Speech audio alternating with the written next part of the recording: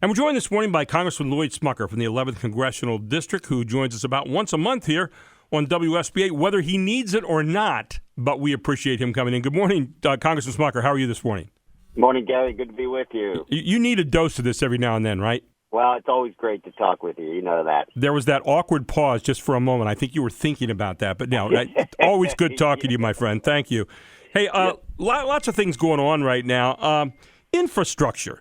You know, we've had infrastructure kind of redefined all over the lot here in this most recent thought from President Biden. And, of course, now we're kind of at an impasse for the moment. Where's this stand, and what's going to get this thing off the schneid?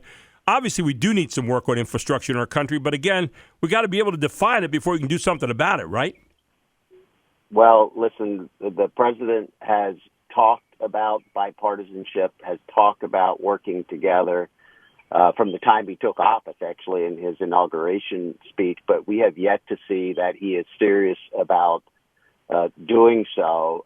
And the proposal that he has for infrastructure is another massive boondoggle, $2 trillion in spending. And as you said, Gary, much of it is not even for infrastructure. Less than 6% of that bill would go to roads and bridges, what we typically think of infrastructure.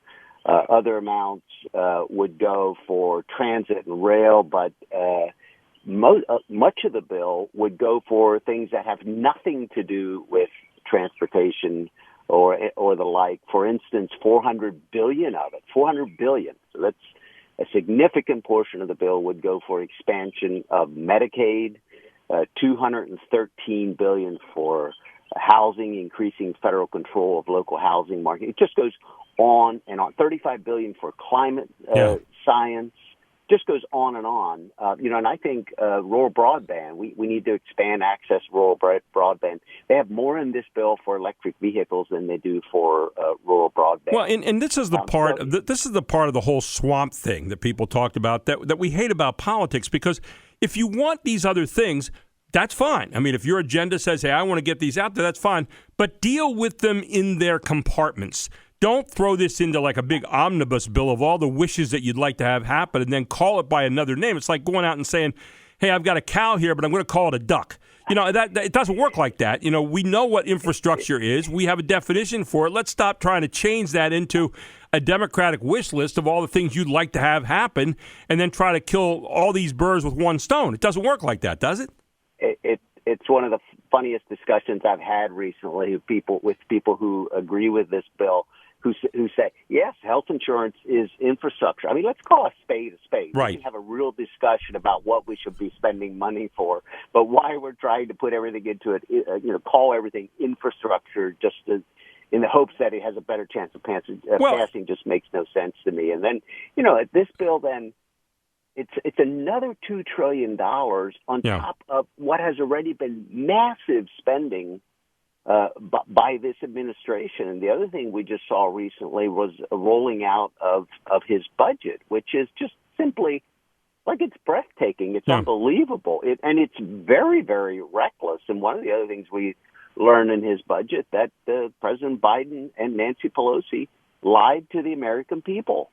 And what I mean by that is they said that they would tax only the rich, quote unquote, to pay for all of their socialist agenda.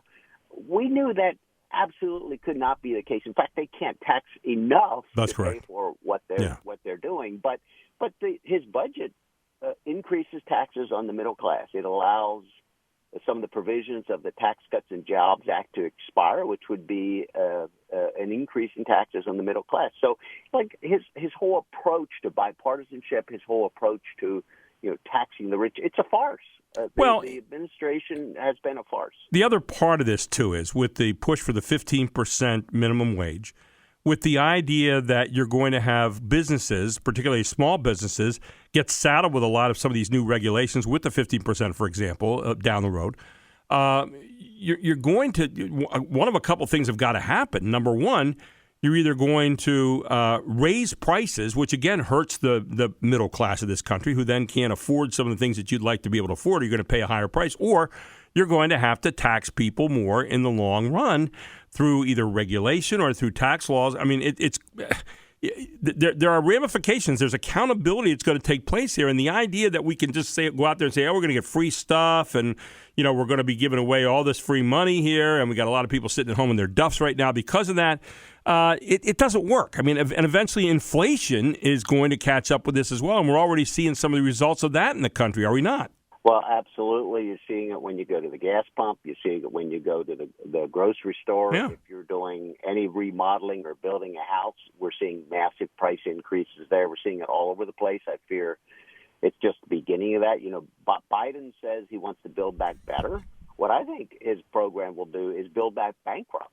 I mean, this is an unsustainable level of spending. In fact, Gary, we haven't seen this kind of increase in our debt. We haven't seen this level of spending since World War II, which was a time when we needed to ramp up our spending, but absolutely do not need to be doing this now. It really is a fundamental difference in how we view government.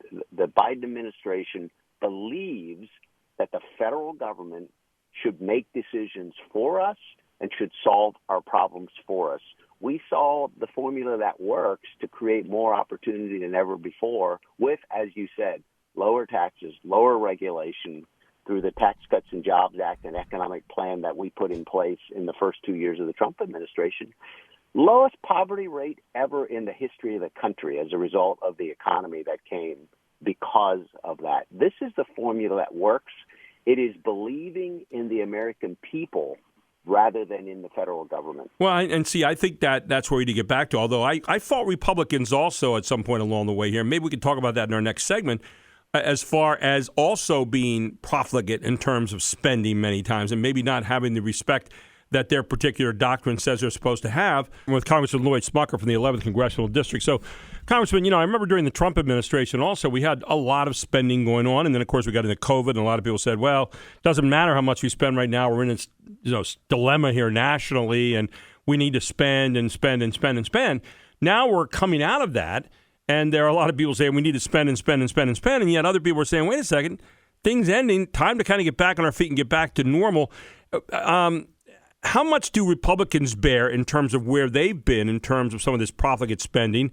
And what about this idea of now getting back to normal and getting back to some kind of restrictions on ourselves in terms of what we're spending here at the moment? Your thoughts about that? Well, the COVID relief package, close to $2 trillion that was just passed, something like that may have made sense at the beginning of the pandemic when people were impacted.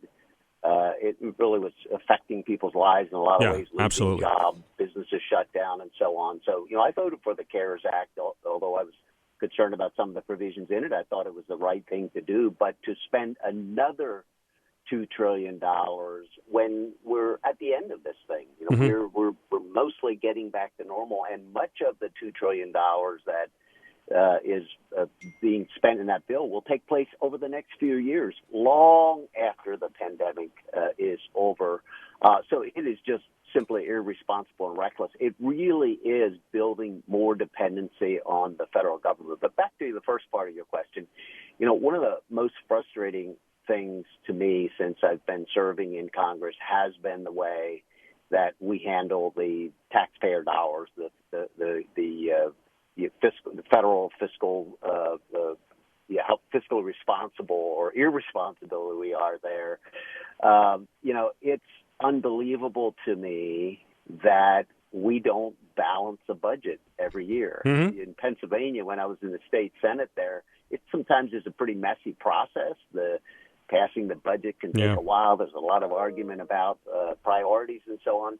But at the end of the day, I realized going to the federal government, at least in Pennsylvania, you came away with a product that matched revenue to expenditure over the next 12 months. And that just doesn't happen at the federal level. It is a terrible way to manage our taxpayer dollars. I can't imagine running a business that way. I was a business owner for 25 years. You just simply can't overspend dollars that you don't have without having some impact. And so it's very, very frustrating, and you're exactly right. we've seen that in both Republican and Democrat administration. But what we're seeing now in the Biden administration is taking it to an entirely a different level. And I think it's very, very concerning. Certainly, you're exactly right. We're starting to see inflation. We're going to continue to see that. But we're relying on our kids and our grandkids to pay for what we're doing right now. And that's just wrong. But the whole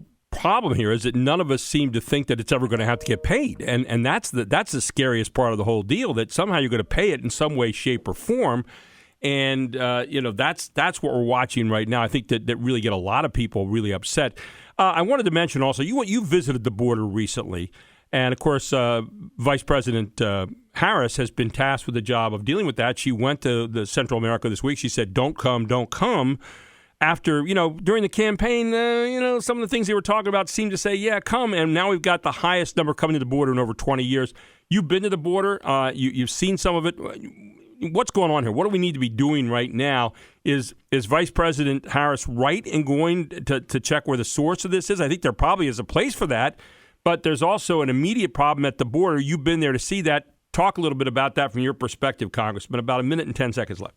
Sure. So the Vice President, she hasn't been there, but then laughing off a question about why she hasn't been there, I think it just continues to underscore that this administration is unwilling to take this crisis seriously. I mean, it is an unmitigated disaster as a direct result, as you mentioned, of the policies that the president put in place, mostly through executive order during his first week in office. We had nearly 180,000 people, encounters with people attempting to enter the country just in 1 month. And many of them were unaccompanied children. And then drug seizures, heroin seizures were up 97%. In April, fentanyl is up. It's human trafficking. Every person that's coming across the border has paid the Mexican cartel. Yeah, this stuff is awful. This is an absolute disaster that's occurring at the border. It can be fixed, but this administration needs to take it seriously, needs to understand the impact of their policies. It's why it's so important that they visit the border and see firsthand what's occurring there. No, I couldn't agree more. And I think the border becomes the immediate concern. And I do believe the vice president is onto something when she says we have to study what the basis of this is. I think we have some idea of that already. And I think that there's a place and time for that. But right now, the biggest thing that is of utmost concern, I think, is what we do with the people at the border. They're not concerned about, what's happening with the base reasons. They're concerned about what do we do with it now. And we'll see what happens with that in coming days. Congressman, always appreciate your time. Thank you for joining us this morning, and we look forward to next month with you, my friend. Thanks for having me. Thank you. Congressman Lloyd Smucker here on WSBA Morning News with Gary Sutton.